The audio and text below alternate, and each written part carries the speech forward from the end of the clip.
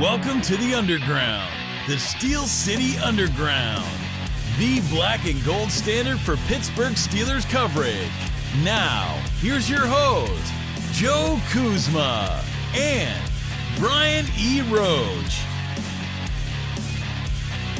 Hello, everyone, and welcome to another edition of the Steel City Underground podcast. My name is Joe Kuzma. Don't blink twice. We're here right back at it on a short week after the Steelers following up Monday Night Football victory against the Cleveland Browns, heading to a primetime game for their first road trip of the season, a Week 3 Sunday Night Football matchup against the Las Vegas Raiders. And joining me today, my good colleague, friend, cohort, pal, the host who doesn't like toast, my brother from another mother. I could probably come up with several other things to describe you, but still without a voice and feeling a little sick. It won Mr. Brian E. Roach, either in his desert camo, terrible towel, get up. You're like a ninja, like a mercenary. Look, I don't know what's going on here, but Brian's got a towel covering his face here. I have the Rona. That's what it is. I have the Rona. I've got COVID, and I'm protecting all of you virtually. But screw it. I can't wear this thing. It's just too hot. It's too hot. Makes you wonder, like Ike Taylor used to come out. I don't know how the hell he could do it. Across his face, and a few other guys would do that too. So I want to say Mike Mitchell might have done that too. Like back in the day, they'd wear it like in all kind of different configurations, a bandana. Brian was singing some stuff off the air here. Do you remember the 21st day of September? Why are you singing that? Because it's the 21st day of September. Oh, it is. We were recording for those who celebrate, it's Earth, Wind, and Fire Day. I'm not celebrating Earth, Wind, and Fire. I can tell you that much. I do know this, Brian. September 24th. Hopefully, the Steelers will be celebrating.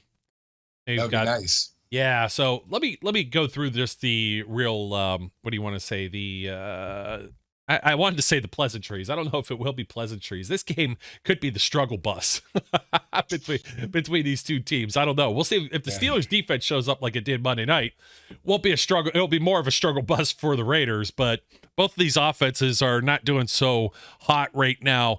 Allegiant Stadium, 8:20 Eastern, kickoff time, Sunday, September 24th, Sunday Night Football. Your host on NBC National TV. That means put up the rabbit ears if there's any direct TV or local TV, cable, whatever disputes that are going on. I know there's all kinds of stuff like that everywhere. Or get the Peacock. The Peacock is cheap. You can get that for like $5 and stream it. And then you can hear Mike Tirico, Chris Collinsworth, and Melissa Stark on the call. The name of that streaming service sounds dirty.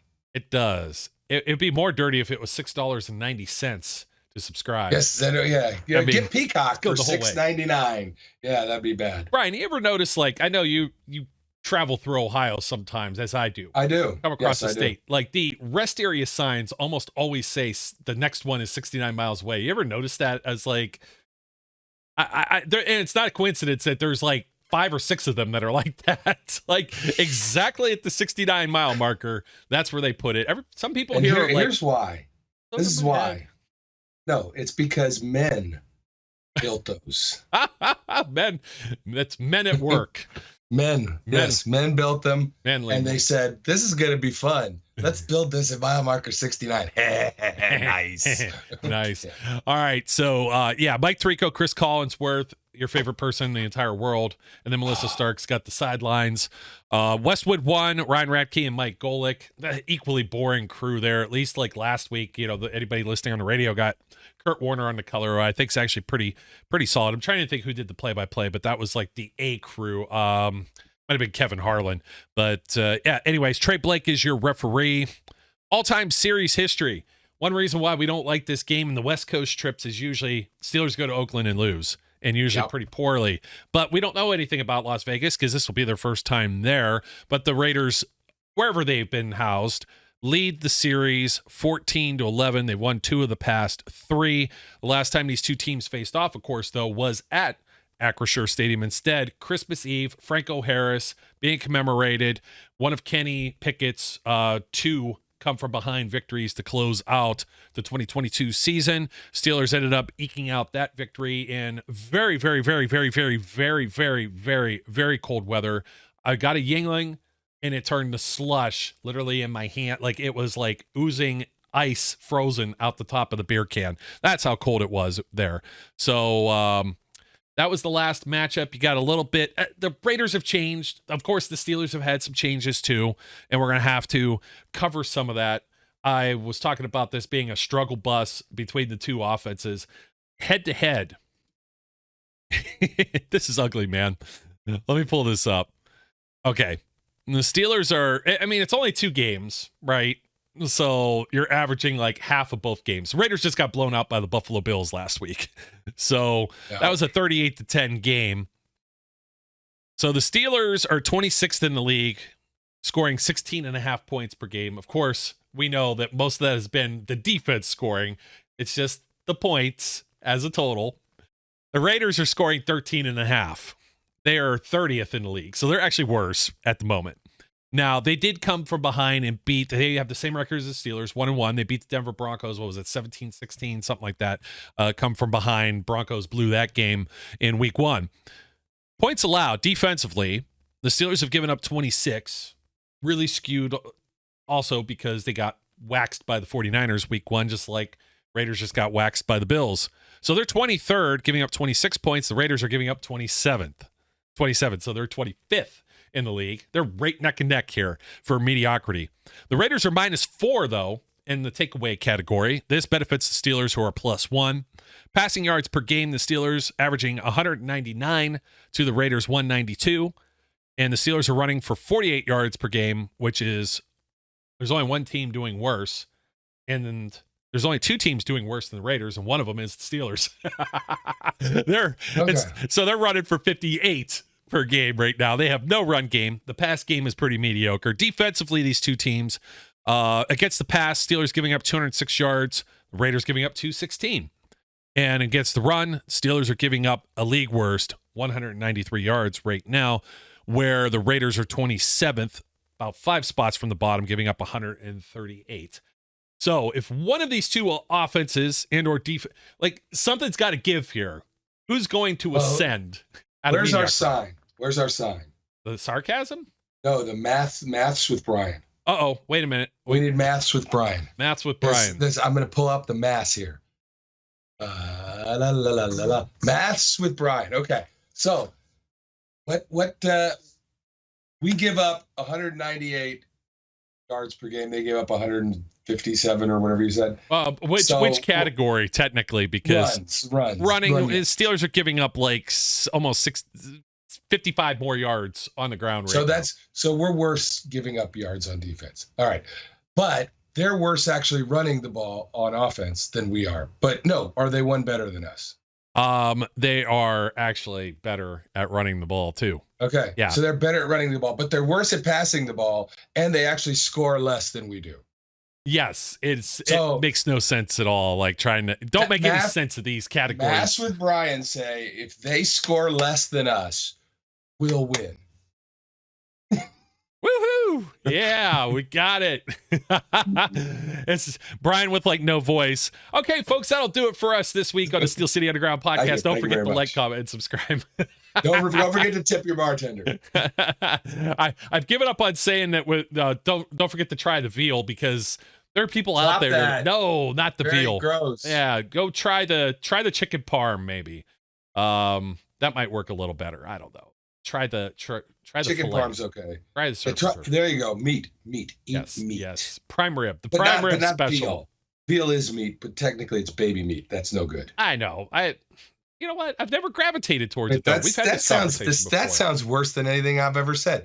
It's baby meat. Ew. That's just not good. Well, at least we know you said you didn't like the baby meat, or else we may have more questions. Baby meat. That's right. Never eat baby meat. Yeah, I never eat baby meat, especially at a rest stop in Ohio. So, anyways, hey, yo. Man, the West Coast trips. Hopefully, the Steelers are awake for this. It is a primetime game, so I don't think it'll mess with their internal clocks too badly. Yeah. No. Or will it? Yes, sort of. No, it's like 5:30 or whatever kickoff at West Coast time or whatever. So they should be, it's like playing a late afternoon or whatever. It's no worse than the the preseason games that they had. We've been trying to decipher this. If you go to West Coast, do what I did. Just wake up every morning at 3:00 in the morning and go to bed at 7:30. No.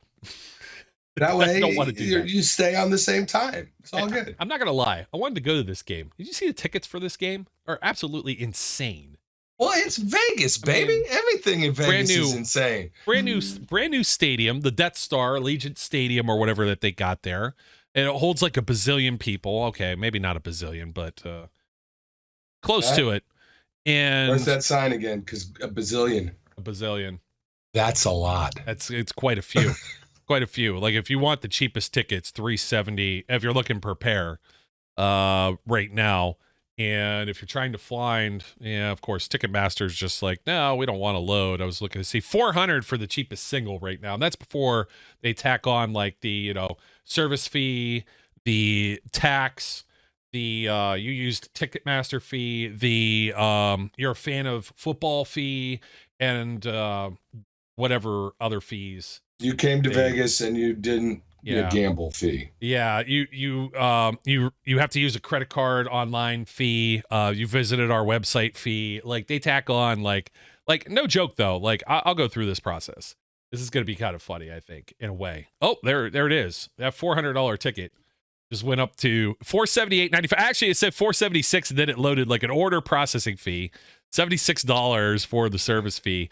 That's just look at you with all those credit cards stored. Oh, that's not a good idea. I'm gonna have to like edit all that stuff out of there. But oh man. So, anyways, yeah, everybody's looking at it's like most of those are expired. Actually, like I just have been too lazy to. Well, you don't have a CB. You don't have the CBB in there, so it's not like they're usable. Yeah, it's the last four, but yeah. Oh, holy cow! I didn't realize all that stuff was in there, dude. Thanks for pointing that out. Anyways.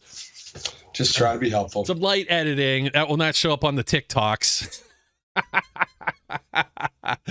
Oh man, we got some injuries. Let's talk about some injuries, and then we'll talk about like when the Steelers have the ball, when the Raiders have the ball, how bored you might be with this game at some point.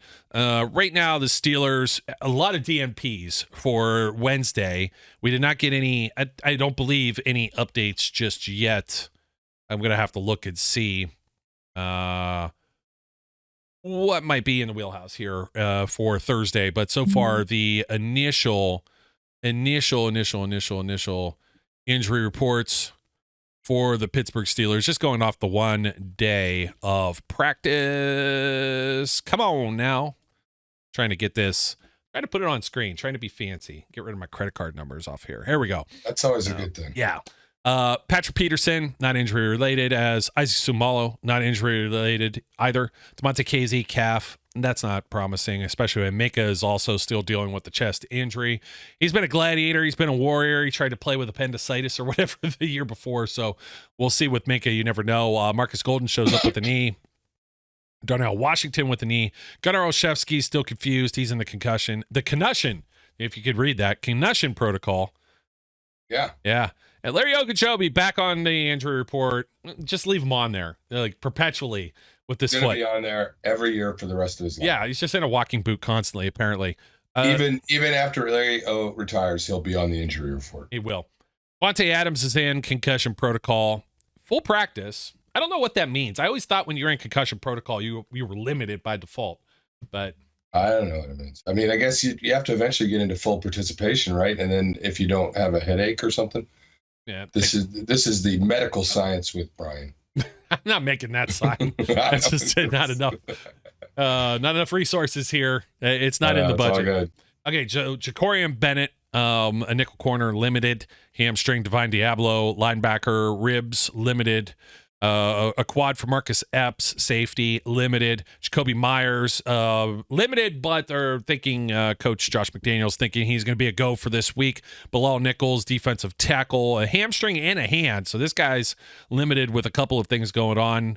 Looks like an illness bug going around the locker room too. 2 DMPs with Chris Smith, a safety, and then Tyree Wilson, their first-round pick, who is the complementing edge rusher with Max Crosby. So I'll try and get you some more updates on injury reports. I'm surprised we actually didn't have any more right now, Brian. So I'm seeing all the other stuff. Breaking news, like Trayvon Diggs suffered a torn ACL with the Cowboys. Youch.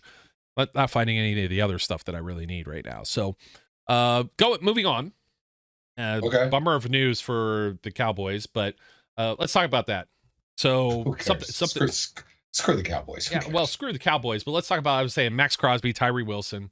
We haven't been happy with the Steelers offensive line. They've got to deal with crowd noise, you would suppose. I do think that the premium ticket is going to be a lot of Steelers fans are trying to buy up these seats for sure. It's a primetime game. There may not be many of them on deck. I haven't looked at the Raiders schedule. That probably makes it very appealing to go to Vegas. That's the reason I wanted to go there. So if you're shelling out the cash, we'll see if they have the kind of turnout they did like in Miami, Indianapolis, and some of the places last year, Atlanta. That's Gonna be surprised. Look, Steelers Nation travels well, and Las Vegas is, if my geography is not terribly wrong, Las Vegas is somewhat close to the southern borders of this country, and as a result of that, because we're very popular in Mexico, very. So we could get some folks coming to see the game that might feel like this is their closest opportunity to see a game anytime soon. So that's a possibility. The Steelers fans that are in Vegas are going to come out because it's not like we ever go there. But the thing is, we travel best when we're playing well. And, right now we're not. Well, I'm going to assume that most people may have already made these plans ahead. That's very possible. Ahead based on the preseason hype. We're still talking about the preseason hype. Yep. If you missed the last show, Brian and I were talking about what the Steelers can do differently offensively. And overall as a team, too, it was basically play the rookies some more. And one of that was Broderick Jones. And we were still talking about like how as a left tackle rookie, maybe Mike Tomlin wasn't putting him in the firing line in these initial few games, just like he didn't with Kenny Pickett. He was waiting for a lesser opponent week 4, New York Jets. That might be the same this year with maybe the Houston Texans. You take a look at the defenses the Steelers have already faced. They've faced the 49ers, Nick Bosa, still without a sack, by the way, even though he got the big bag a few days before that game kicked off.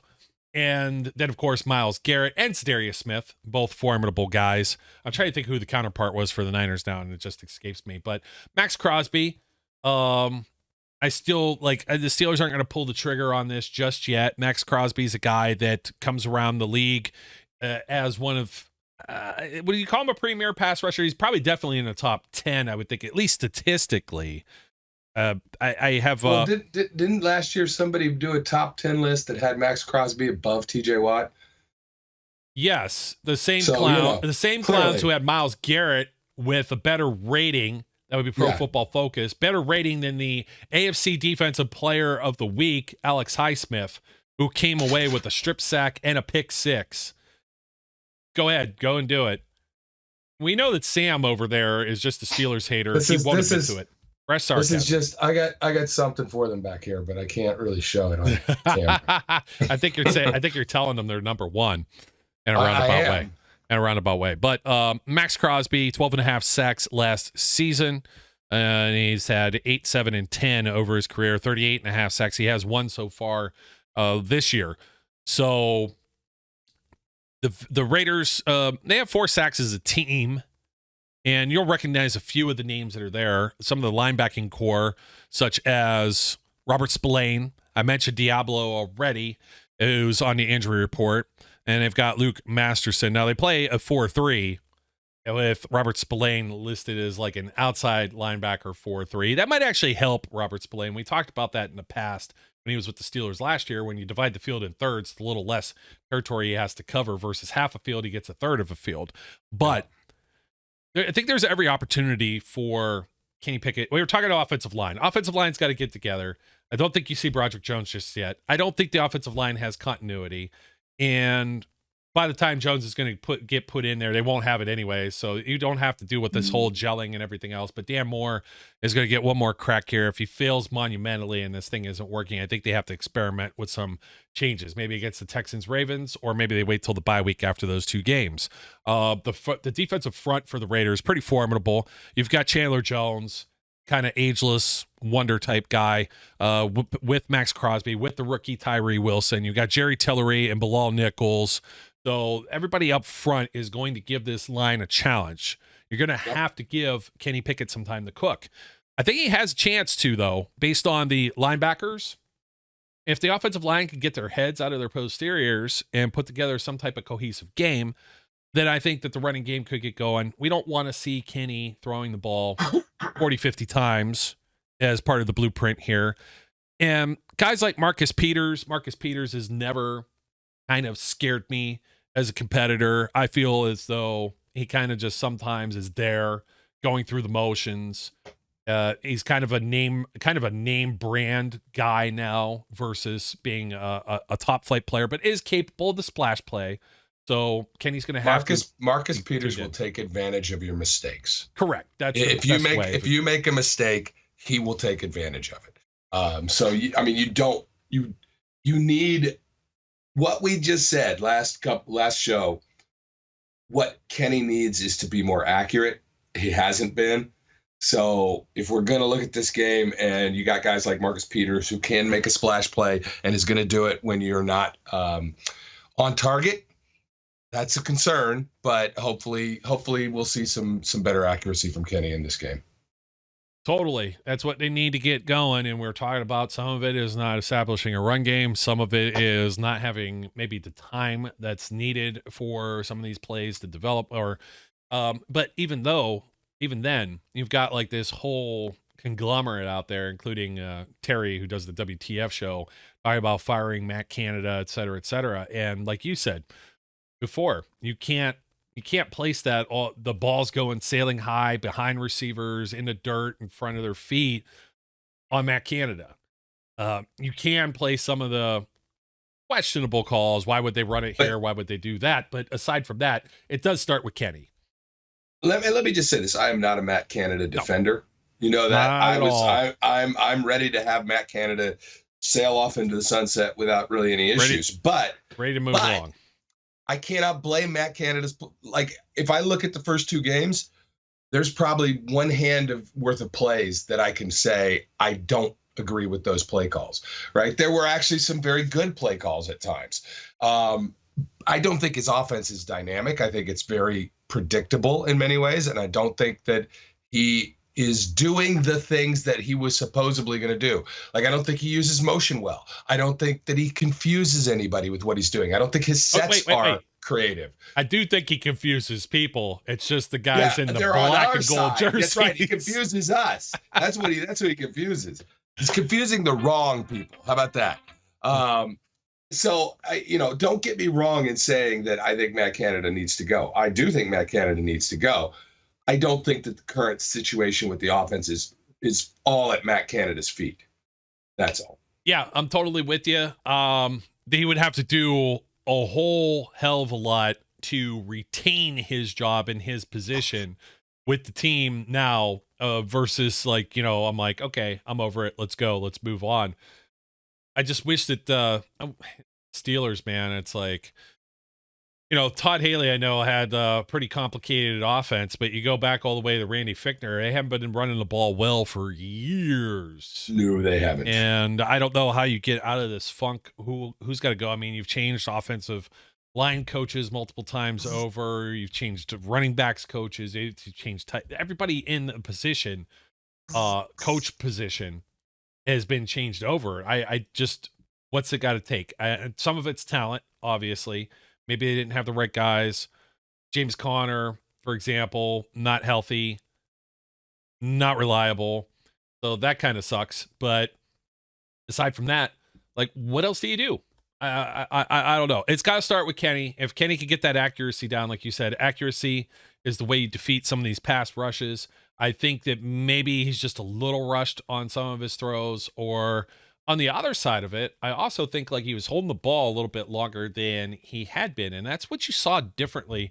Like, a lot of times we were talking about preseason hype, but to be completely honest, like, the timing was there and now the timing's off. And I think part of that is the timing gets disrupted against two really good defenses. I don't think the Raiders are by any means a great defense. I'm not going to put Kenny Pickett up against like Josh Allen, for example, or even like Russell Wilson. Russell Wilson's been rough. Dangerous Russ might not be a dangerous Russ right now. So, yeah. So I don't necessarily want to do that, but that's who the Raiders have been facing. That's what you got to put the blueprint toward. and see. I do think you got to get Pat Freiermuth more involved. You got to get Mount Washington.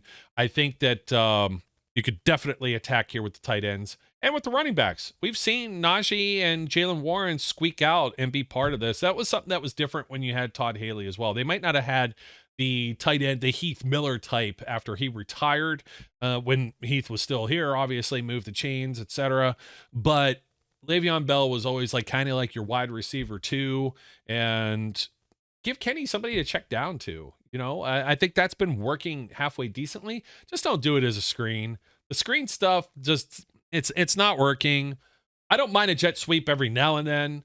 It depends on the down distance situation. It could be a drive killer. I think it's demoralizing. These players hear the same things that, you know, all the fans say, and you just kind of go, But when they eventually do break one, and Calvin Austin is able to break one at some point, then everybody, I think, would change their tune and be like, yeah, this is the greatest thing since sliced bread, until it doesn't work the next time. So don't go to the well too much. So the keys for the offense, definitely offensive line play has got to be playing better. They got to take care of like basically kind of a trio of pass rushers there with the rookie, the aged veteran, and also Max Crosby. And then get a running game going. I think that's right. Yeah, they need to be physical, right?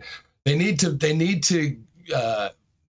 nut up, to be honest with you. Just get out there and drive, right? You know, communicate better, stop missing assignments, stop blowing up the gaps, figure out what you're supposed to be doing and keep it simple, stupid, right? They need to not look from the standpoint of the offensive line itself. They need to execute, and they need to have some consistency in what they're doing, which means Matt Canada cannot be too cute in what he play calls, right? Try and get them some fluidity, as Mike Tomlin was saying. Try and get them some consistency and some tempo so that they know, you know, they gain a little confidence. Right now, their mental state has to be a little wackadoodle because they have to be what? We can't do anything right? Give them some consistency. Do some simple things to start this game to try and prove. I am perfectly fine if they come out and let's say let's ideal scenario, they win the toss and they defer, right? We both agree on this. I stood and applauded that on Monday night. Ideally, we defer. Yes. So first series that we have the ball, I am perfectly fine. I mean, you know, assuming the Raiders didn't just go down and score a touchdown. If we run, even if we don't get a first down, just do something consistent that they could get behind, right? Try and force something as you need to. You know, give yourself simple, straightforward, power football plays. Do something to be consistent, and give the offense something to build on. Hopefully. I mean, they still have to execute, right? If they don't execute, all of this goes to pot anyway. But yeah, it sure does.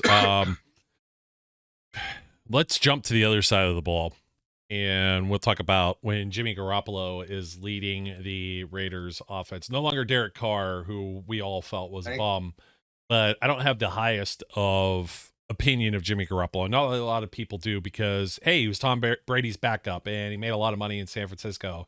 And San Francisco took the last guy in the draft and made it to the NFC Championship. So that just got to tell you what kind of talent's been on that team. This isn't the same team. I don't necessarily think that Josh McDaniels is a great head coach. He's trying to, you know, bring that Patriot way thing for a second time. The first go round was when he drafted Tebow. So, but Garoppolo, yeah, I mean, so far this year, he's completing 72% of his passes, but as we've seen, only 50 pass attempts so far through 2 games. They're a running team. I mean, they're going to run the They're ball. trying to, yeah. They had tagged initially Josh Jacobs, which made a lot of sense. He had a fantastic year. He was on my fantasy team last year as well. So, you know, I've got no complaints there. I mean, Kenny Pickett has thrown 76 pass attempts this season. He has 26 more than what Garoppolo does. So if the Steelers could get in any kind of position where they have a lead and they force Garoppolo to throw, they're going to be in trouble. You don't know if you assume Adams is going to be available. We assume now that Jacoby Myers is going to be available for this game as well. So that does kind of that gives Garoppolo like some of his weapons. I mean, his leading receiver is Adams, who has 12 catches for 150 yards and a touchdown this season. Myers has 2 TDs. That's more than what the Steelers got going with their passing game, right? Even though Raiders aren't scoring, et cetera, et cetera. I just, again, when you take a look at Jimmy Garoppolo, he hasn't been sacked this year, which I think is just bizarre. You wouldn't put the Raiders' offensive line as one of the better offensive lines in the league. They played against the Broncos and Bills, who you think should have some type of pass rush, but yet you don't have. Nobody's registered a sack on this dude yet. He's not elusive by any means. I mean, anybody can move. He's a pro football player. I mean, Mason Rudolph was able to run and scatter or do whatever. Oh, Brian, that's something else that's missing with the Steelers playbook. Why isn't Kenny scrambling at all? Like, not to be scatterbrained here, but on the inverse, like he has like the one design run was a third down keeper that we didn't like. That's one of the play calls I think of year 5.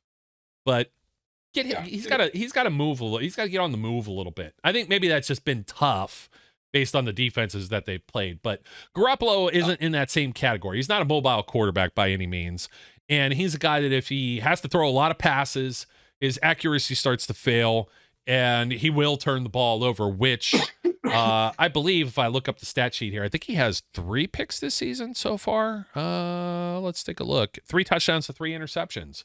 So he is definitely a player that the Steelers can harass and get after, especially when you're talking about TJ Watt, Alex Highsmith, and the like. And, of course, my dude, rookie, Keanu Benton. I know you're rooting around there. You're looking for a cough drop.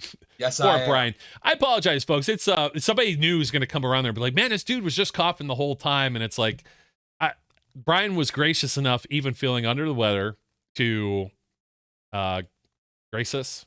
Gracious and grace, all in the same sentence. With your presence. We appreciate it, dude. He's got opinions and stuff. I got opinions and stuff. I can't talk. I can't breathe. I got COVID. Probably going to die. Oh, well. You're not going to you die of old age before you die of COVID, my friend. I'm not going to die. I can't die. I got too much work to do. You'll sleep when you're dead. Yeah. The way I feel. Some other familiar names on the Raiders offense. I mean, we talked about Josh Jacobs. No more Darren Waller. They have Austin Hooper as one of their tight ends. We remember him most recently a couple years with the Cleveland Browns. He was what's that guy's name? What'd you say? Austin Hooper. You got city hands, Hooper. Not exactly the best big contract with Cleveland, and then we called that one too, didn't we? You're too busy counting your money. You got city hands. We called that one too, I think, when that one happened. We were like, not so great. He has 3 he has a couple of first downs. So, I mean, it should be no surprise their big chain mover is Devontae Adams, without a doubt. So we'll see. Does Mike Tomlin play Joey Porter Jr. a little bit more, which is what we're calling for, versus Levi Wallace? And they do this the old school thing like with Joe Hayden. They've been keeping Patrick Peterson and Pat Pete on one side of the field, unless Porter comes in and Porter's playing on the left, or if you're facing it, it's on the right. So Adams will move around, and they'll just find out how to match him up against Levi Wallace, which has not been a very formidable defense against the pass so far this season. Made Brandon Ayuk look amazing. Peterson had a much better game against Cleveland Browns, I think. That's why we didn't hear his name too much. And a few times Watson attempted to harass the rookie. He learned FAFO, Brian. He effed around and found out. So... I'd like to see Porter a little more there. I still think, like I said, against this Raiders offensive line, like you said, like we were talking, Watt, Highsmith, Larry Ogunjobi had a very good game against the Browns. I think it could do a lot of the same things they were doing in that rotation to Marvin Leal, Isaiah Loudermilk, Keanu Benton. If you have a chance, check out Brian Baldinger over on X, formerly Twitter. Nice little breakdown of Benton from the last game, just eating up blocks and allowing the linebackers to roam free. That's a lot of the reason. A lot of the Browns fans were like, well, it all changed because of Nick Chubb. No, it really changed because Benton got in more as the game went on, and he's going to be a force moving forward. So just get that pressure on Jimmy G. don't let Jacobs run for like a career long or whatever, which seems to be the MO with this team and against the Raiders also. And I think that they could come away, even if the offense is still somewhat putrid, it could be a similar result of a low scoring victory as it was on Christmas Eve last year, albeit better weather in the Dome Stadium. Yeah, I don't disagree with anything you said. Look, there's not a tremendous. You cannot count on the defense to put 14 points up every game, right? That's just unrealistic. The defense is not going to do that in all scenarios. You can't reasonably count on the defense to come up with turnovers every game. You hope, but you cannot count on that. And that being said, the offense has performed at a level that does not make you optimistic. Now, that even with that, the Raiders are equally as crappy as we have been, if not a little bit more so. Scoring a few points less per game, maybe not after you take the 14 points out that the defense scored. Maybe then we're worse. Probably we are. It is. I will tell you, if they cannot figure out how to stop the run, they're going to lose the game.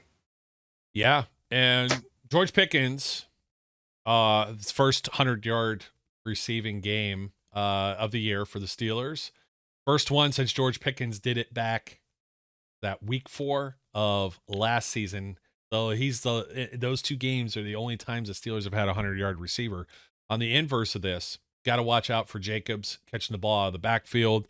Last week, I believe he had close to 100 scrimmage yards. A lot of that's rushing, and so they've been bad running the ball. But Jimmy G is looking for him as his little safety blanket. Derek Carr did the same thing last season as well. So let's see, 5 catches, 51 yards in week 2, and Josh Jacobs had he only had 6 receptions last year, and that was against like Devin Bush, Robert Spillane, Miles Jack. So I feel a little bit better about that. I thought he'd actually maybe done a little bit more damage, but he was a touchdown scoring machine last year. The Raiders are going to have to lean on him. And after they look at the Steelers just giving up all of these big runs to guys like Jerome Ford, yeah, they're going to be looking at this film, and that's what I think they're going to be leaning on primarily on the offensive side of the ball for themselves. They also have Amir Abdullah, who I was surprised is still like kind of floating around the NFL. So he's a little bit of a change of pace, kind of running back, smaller guy, scat back type. So we were talking. They also their backup quarterback's the quarterback from draft day, right? Yeah, Brian Hoyer. Yeah, that's the guy that was in draft day. They have Aiden O'Connell, who, I don't know what he's going to turn out to be like as pro. A lot of these guys, he's currently relegated to 3rd string, and you feel like, what was that? The Raiders made the playoffs a few years ago. What was the guy's name? Connor Cook, wasn't it?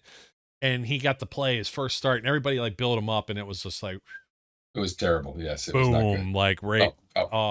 That doomed him. Michigan State, I think. Yeah, and then he went to the XFL, dude. And he lost his job in the XFL in the first week too. He was putrid. I feel bad for guys like that. I feel bad talking about it like that because, Lord knows I'm not in the NFL, but can we give a shout out to Josh Dobbs though? Josh Dobbs, sort of. How the hell did he he ran the ball in on what must have made, he looked like he gained 50 pounds or something, running the ball in down there for Arizona. But I don't know how they got this big lead and then they lost. Oh, well. Giants are a little bit of a dumpster fire on Arizona. Josh keeps his job because he was going against the script. They need a tank so he doesn't have a job next year. That's what it boils down to.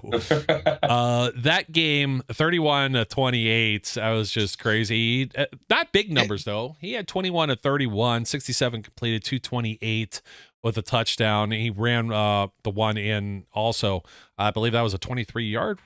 He had a 23-yard long. I think that was where he was from, it came from. Connor ran for 106 there. So, everybody's going to look at them and be like, oh, hey, look, these guys should be. No, stop it. No. I think Dobbs is just like a. Well, plus, don't you think at halftime they were like, we can't. It's not that the Giants had a huge turnaround. It's that the Arizona Cardinals went, wait, this is wrong. We're supposed to be losing every game. We need the number 1 pick. And they just went, okay. We'll figure this one out. That third quarter, they went into the fourth quarter up 28-14. The Cardinals did, and somehow found a way to lose 31-28. That is just that's when the coach goes going. let Daniel Jones run as far as he wants. We don't care. Just don't tackle him. And also stop covering people. We're supposed to lose, guys. Come on. Yeah, but the case in point there is Kenny uses his legs a little more. That's something else that defenses have to account for. And Yes. I'm trying to. That was something that was part of his game last season. The sneaks. He scored touchdowns with his feet as opposed to with his arms starting. Like, I hope they're exploring some ways to get the ball in his hands in this manner, because it's just, I don't know. It just has a lot confuses to me. do with who they're playing, Yeah. right? You're not going to do that against San Francisco and against Cleveland. The defenses, the fronts are too good. They're too fast.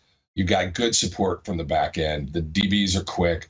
It's not the ideal scenario for Kenny to do a lot of bootleg stuff, I don't think. But it could happen this week. Yeah, very well could happen. I think that does it about for everything, Brian. I didn't look at the line. Maybe I should. I would assume the Raiders are favored, a 3-point favorite. Yeah, that's usually the standard. Not to be funny here. They even say, let's see, NFL. I don't need to know about tonight's game. Yeah, the Giants are up with San Francisco for Thursday Night Football too.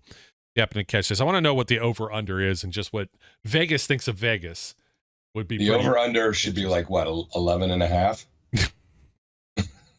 Now, come on. Like 30 would be pretty much like, that'd be a sucker's bet right here. 43 even. Steelers 2.5 points plus 2.5. So that's interesting. It's very interesting. It's about in line with the first two games, although San Francisco blew that out. So if you took any type of points there, can't help you. By the way, those Cardinals are getting 12.5. So they're dogs at home against the Cowboys on Sunday. Oh, well, you know what? 12.5. That's what they get. 12.5. 42.5 over under on that game. Can you imagine it? So they're thinking that the Cowboys are probably going to put up all the points and the Cardinals aren't going to do anything, which is pretty interesting too. But 12.5, that's like 2 touchdowns. I think they'll lose by 5. Very well could be. I mean, there's been some pretty bonkers lines that have been out here. It's always tough to tell. Like this September football can be all over the place. I wonder if anything else stands out as intriguing. I'm not the big sports bettor, but I dabble. Here we go. Patriots and New York Jets currently with a 36.5 over and under. So they're going to have more firepower with like two like really poor offenses. Like I'm willing to bet though somewhere in this, like where we're talking about who could be worse. I think we found out who could be worse than the Raiders and Steelers offenses just by this line. And then you go to the Chargers Vikings. They have a 53.5 over under. Titans and Browns 39.5. There's some pretty interesting lines that are out there when you just compare against the Steelers and Raiders line. All right, let's think about that Titans-Browns game. Where's that at? Is that in Tennessee or in Cleveland? Let me take a look here. I scrolled away from it when... Where the heck is it? Here we go. It's in Cleveland. Oh, okay. They'll probably win then. Do you think the Browns would? Yeah, I think Browns. The Browns are going to be PO'd, but you know what? That was a friggin' dogfight Monday in a short week, and that's what kind of has me similarly concerned with the Steelers. You hop out. Usually we talk about the Ravens games, and we saw how many guys got banged up, how many guys are still on the injury report. I was trying to drag this out just a little bit longer to try and get some kind of an update for the Thursday practices, but got nothing. Let's see. Day 2. Here we go. Just dropped. Let's see what the Steelers got here. Gotta read this from my phone. Let me see. Oh, Fitzpatrick says he just got bruised. That's it. Said he couldn't breathe, had the wind knocked out of him, and it says his status isn't known. When he went down, it's the next man up. So I'm assuming he was limited. LP. That's what I was going to say. Limited LP. Patrick Peterson, who was not injury related, full practice. KZ with the calf returned full. Mika was limited. Marcus Golden limited with the knee. Sumalo limited, not injury related. Darnell Washington knee still limited. Gunnar Olszewski a DMP with concussion. Larry Ogunjobi with his foot still a DMP. Dude never has to practice. He just look. He's James Harrison at practice. So I'm just gonna come and do some stuff and be off to the side, and then I'll just, play. Yeah. I think it's ridiculous. Like, you can get this, like, they have like a whole full-fledged article like on the web, on the app, and I'm looking at this thing like on the website, and it's not in the least bit updated. So at least we got that much for you folks. Sunday Night Football coming at you. Chris Collinsworth. See, there you go. Still isn't updated. That just what they say is when you're on Saturday, you know what they say, and then you wake up on Sunday morning.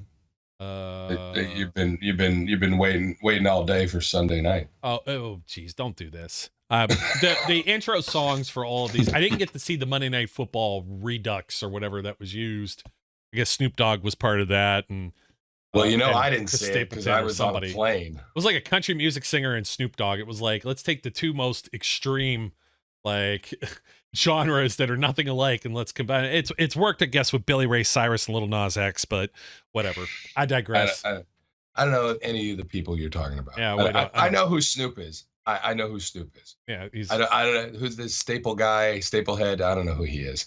And the other people, I don't know who they are. They're working on Earth, Wind, and Fire. I barely know who Earth, Wind, and Fire is. That's because I grew up in the 70s. No, disco balls everywhere for Brian. No, didn't have any discos, balls, or any of that stuff. But I at least knew who they were because I didn't really have any choice. I grew up in the hood, man.